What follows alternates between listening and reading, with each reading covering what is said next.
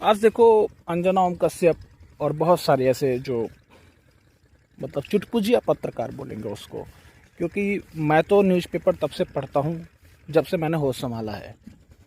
मैंने मतलब बड़े बड़े पत्रकारों को पढ़ा है जब वो लिखते थे, जैसे कुलदीप नैयर हो गए या फिर बाकी लोग हो गए।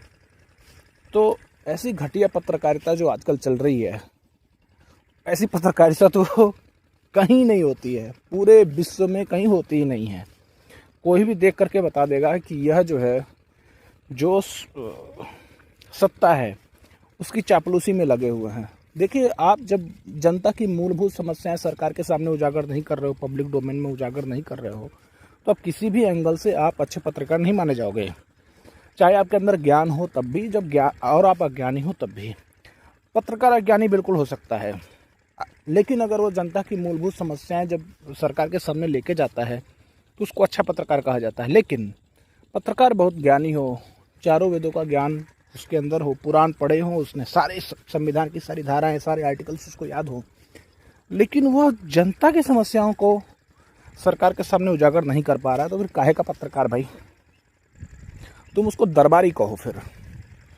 और मैं एक पार्टी की बात नहीं कर रहा हूँ। ये जो पत्रकार है, जो हमारा fourth pillar of the democracy है, मीडिया, उस मीडिया को कहीं ना कहीं मुझे लगता है कि वो पेड हो गया है, स्पॉन्सर्ड हो गया है। कई बार वो सत्ता की पक्ष की साइड से, कई बार विपक्ष की साइड से, और वो अपना ईमानदारी पूर्वक काम नहीं कर पा रहा है भाइयों।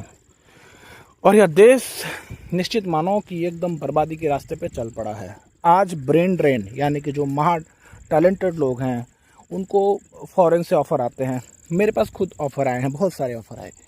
लेकिन आदमी अगर ये सोच के रुक भी जाए कि हम इस देश का विकास करेंगे, उसको देशभक्ति उसकी जाग भी जाए, तो देशभक्ति जगाए किसके सामने? जो देशभक्ति के लिए लोग हैं वो लोग ही आपको सपोर्ट नहीं करते हैं, वो समर्थन नहीं करते हैं। उनके पास तर्क वितर्क कुतर्क बहुत रहता है। तो कहीं ना कहीं देश की बर्बादी में उनका भी बहुत बड़ा हाथ है। जो पब्लिक है, वो पब्लिक मानना ही नहीं चाहता है, वो सुनना ही नहीं चाहता है, वो बहरा हो चुका है। तो बहुत सारी दिक्कतें हैं। लेकिन मेरा ऐसा मानना है कि मीडिया को अगर सशक्त रहती है तो सरकार की जो दिशा होती है वो थोड़ी संभली हुई होती है। लेकिन यहाँ तो मीडिया ही दिशाहीन है। सरकार को क्या सुनेगी? सरकार सिर्फ सुनाती है, हमारा सुनो, हम क्या कह रहे हैं। अरे भाई, हमारा भी तो सुनो, पब्लिक का सुनो।